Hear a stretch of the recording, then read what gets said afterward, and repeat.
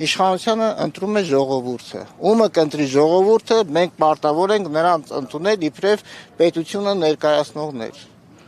Այսքանը կներեք, մի բան էլ ավելացնեմ։ Եվ եթե կաթողիկոսը չէր ուզում,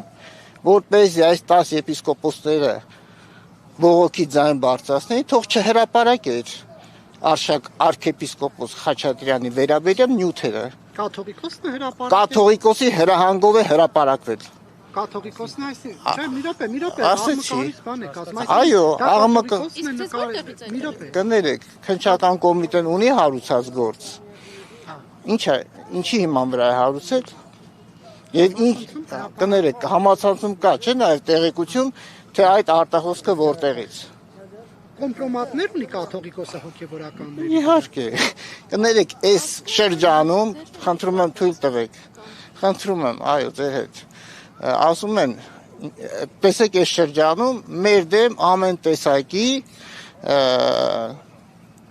հերյուրանքներ, չգիտեմ, լուտանքներ, բամբասանքներ, ինչ ասես տարածվեց։ Ես չեմ կարծում, որ դուք այն կարծիքին եք, որ այդ պատվերը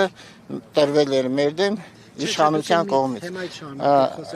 Ասեցի, ես հայտարարեցի, այո, հայտարարեցի իր գիտությամբ։ Ես չգիտեմ ով է դերել, կներեք, չգիտեմ ով է դերել, եթե չէր ուզում ես ամեն ինչը, թող չհրապարակեին, որովհետև շատ նեղված էին, երբ որ Արշակ Սրբազանին չէին ձերբակալել, ընդամենը 2 արքեպիսկոպոս էր ձերբակալվել, շատ նեղված էին ու սպասում էին, թե երբ պիտի Արշակ Սրբազանին ձերբակալել, ուզում եք ճշմարտությունը իմանալ, գնացեք հետաքննեք, շնորհակալություն։